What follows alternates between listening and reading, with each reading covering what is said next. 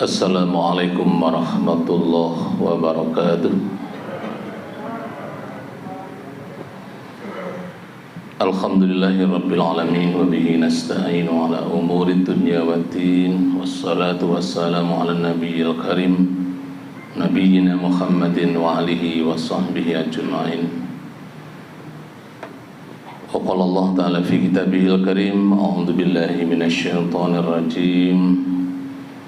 Tabbat yada abi lahabi wa tab, ma aghna anhu maluhu wa ma kasab, ila akhirih. Sadaqallahul azim.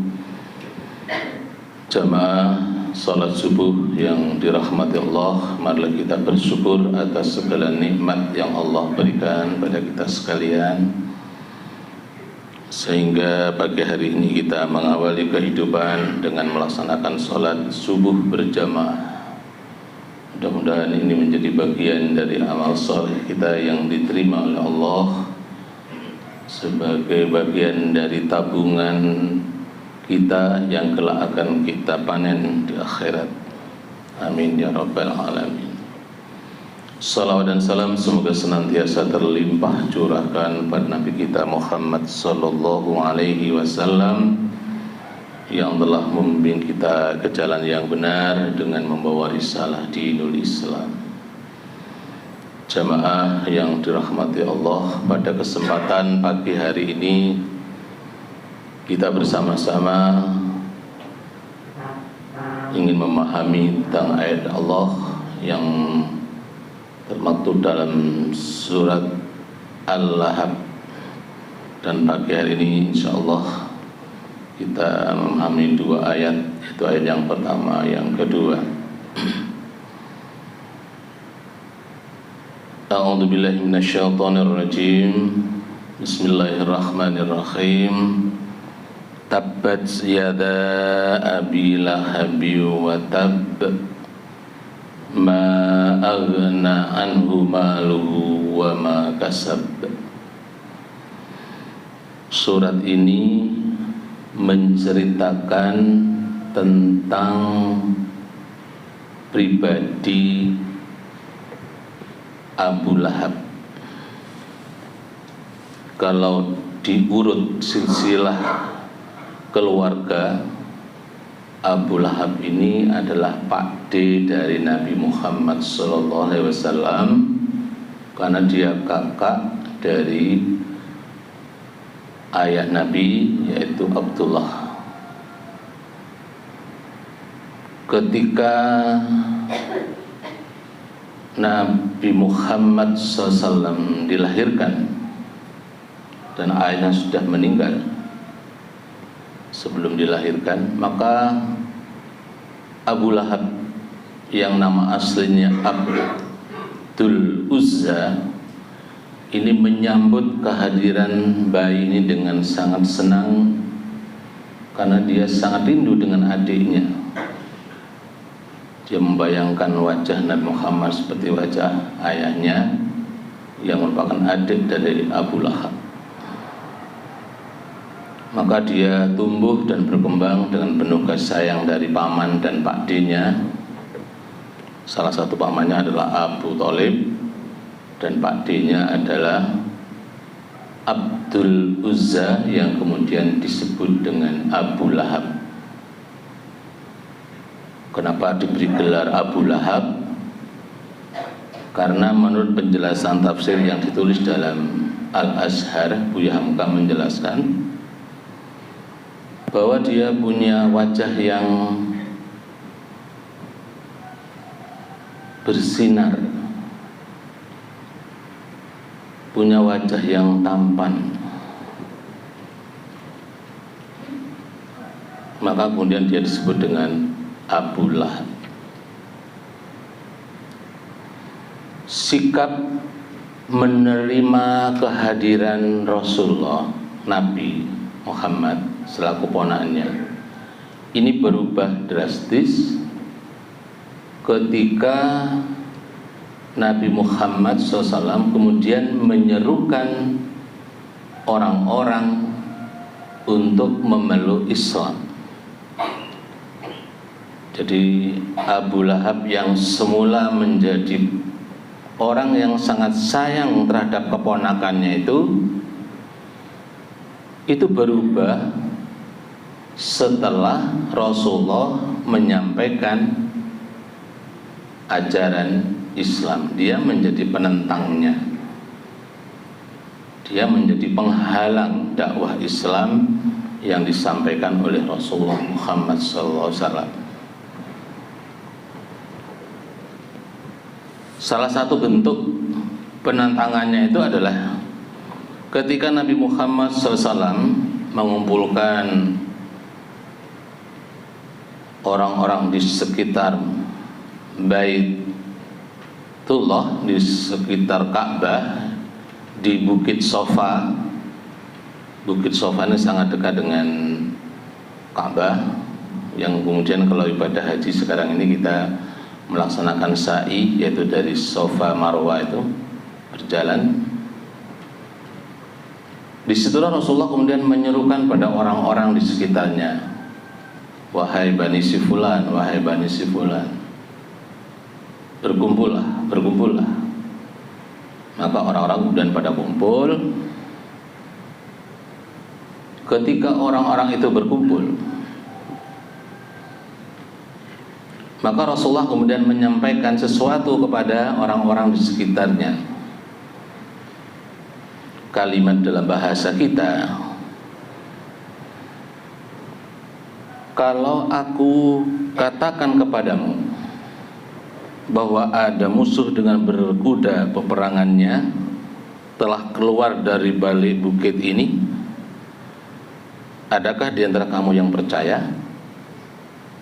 Jadi Rasulullah tanya kepada para orang-orang di sekitar. Maka orang-orang itu kemudian menjawab, kami belum pernah mengalami. Engkau berdusta.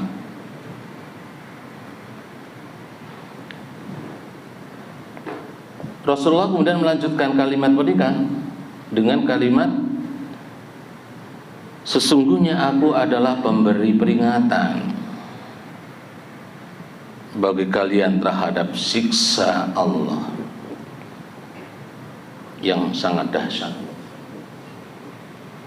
Karena Nabi Muhammad menyampaikan kalimat ini, semua orang terdiam. Maka Abu Lahab ini kemudian berkata, Tubban laka, tubban laka, celaka engkau Muhammad, celaka engkau Muhammad. Hanya untuk ini kami dikumpulkan. Itu kalimat jawaban dari Abu Lahab. Jadi dia tidak menerima apapun yang disampaikan oleh Rasulullah. Dia tidak mau menerima, menentang. Apalagi dia ponakannya. Jadi dianggap salah.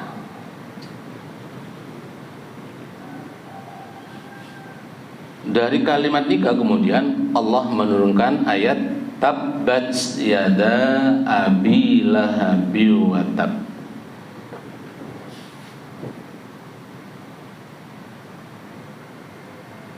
Yang maknanya binasalah kedua tangan Abu Lahab dan sesungguhnya dia akan binasa. Jadi ini jawaban Allah terhadap apa yang disampaikan oleh Abu Lahab ketika menanggapi kalimat cerita penjelasan dari Nabi Muhammad.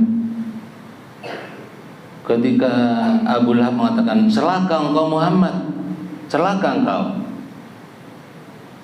Maka kemudian Allah menurunkan ayat 3. Sebenarnya yang celaka itu bukan Nabi Muhammad, tapi Abu Lahab. Dengan kalimat tabbat yada abi lahabi wa tab.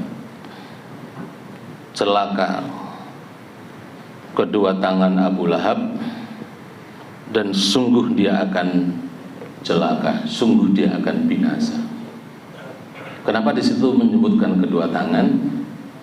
Ya barangkali ketika itu dia mengekspresikan, menyampaikan celaka itu dengan kedua tangannya ditampakkan. Kalau ada ijaria, Muhammad kakek mau pelong tengoreng, satu misal dalam bahasa Bugalia ini. Tangannya begini kan. Kalau ada ijaria. Maka ungkapan itu kemudian dijawab oleh Allah dengan kalimat tabbat yada abi lahabi wa tab. Kemudian yang kedua para jamaah sekalian, ayat berikutnya adalah ma aghna anhu maluhu wa ma kasab. Artosipun, tidaklah berguna baginya harta bendanya dan apa yang dia usahakan. Ini juga sebuah jawaban Allah terhadap kalimat yang disampaikan Abu Lahab. Jadi Abu Lahab pernah asomber, bersumpah. Kenapa sumpah Abu Lahab? Dia pernah mengatakan pada orang-orang di sekitarnya, jika apa yang dikatakan oleh anak saudaraku ini benar, niscaya aku tebus diriku dengan harta dari neraka. Jadi dia sangat membanggakan hartanya, sehingga seolah-olah harta yang dia usahakan, harta yang dia peroleh bisa menebus dirinya dari siksa neraka. Jadi lamun apa yang disampaikan Nabi Muhammad ini benar, dia tetap tidak akan mengikuti apa yang diajarkan atau diajak oleh Rasulullah, tapi tidak akan menebus. Tidak mengikuti ajaran Rasulullah, tapi dia berusaha untuk menebus dosa-dosanya supaya terhindar dari neraka penika dengan harta yang dia milikinya. Maka kemudian Allah menjawab dengan kalimat ma aghna anhu maluhu wa ma kasab. Tidaklah berguna baginya harta dan apa yang diusahakan. Seberapapun banyak harta yang dia peroleh, yang dia miliki, tidak akan pernah bisa menyelamatkan Abu Lahab sepanjang Abu Lahab nikah tidak menerima kebenaran yang datangnya dari Allah melalui Nabi Muhammad SAW. Para jamaah sekalian yang dirahmati Allah, ternyata upaya Abu Lahab itu sangat gigih dalam rangka menentang kebenaran yang datangnya dari Allah. Setiap ada kabilah yang datang ke Arab untuk bertemu dengan Nabi Muhammad SAW, Abu Lahab ini menjadi orang pertama yang menceritakan bahwa Rasulullah itu tidak benar. Dia selalu menceritakan kejelekan Rasulullah, karena dia memang menolak kebenaran Islam. Para jamaah sekalian yang dirahmati Allah, ada hal penting yang perlu kita garis bawahi dalam ayat-ayat ini. Yang pertama, para jamaah sekalian, kita sebagai mukmin hendaklah kita menerima kebenaran dengan sesungguhnya. Yang kedua, kebenaran atau apa yang disampaikan itu kita tidak perlu melihat siapa yang menyampaikan. Maka kemudian ada hadis Rasulullah yang menjelaskan undur ma qala wala tandur man qala. Lihatlah, perhatikanlah apa yang disampaikan, jangan melihat siapa yang menyampaikan. Terkadang dalam kehidupan kita para jamaah sekalian, ketika kita ingin menerima sesuatu, mau menerima pendapat seseorang, kinyongok geluh, siapa saya omong? Duh, nak anak bila. Nah, Padahal Rasulullah pun nyebut lagi undur maqalakat. Perhatikan apa yang dibicarakan. Kalau itu sesuatu yang benar, maka terimalah kebenaran itu dengan tulus. Wala tangdur mangqala, jangan sampai melihat siapa yang menyampaikan. Ayat ini juga menjadi penguat bagi kita sekalian, agar kita senantiasa menerima kebenaran yang datangnya dari Allah Subhanahu wa ta'ala, agar kita semua terselamatkan, agar kita tidak termasuk orang-orang yang celaka dalam kehidupan kita, baik di dunia maupun di akhirat.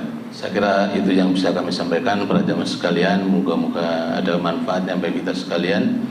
Nasrun minallah wa fathun qarib wa basyiril mu'minin. Assalamualaikum warahmatullahi wabarakatuh.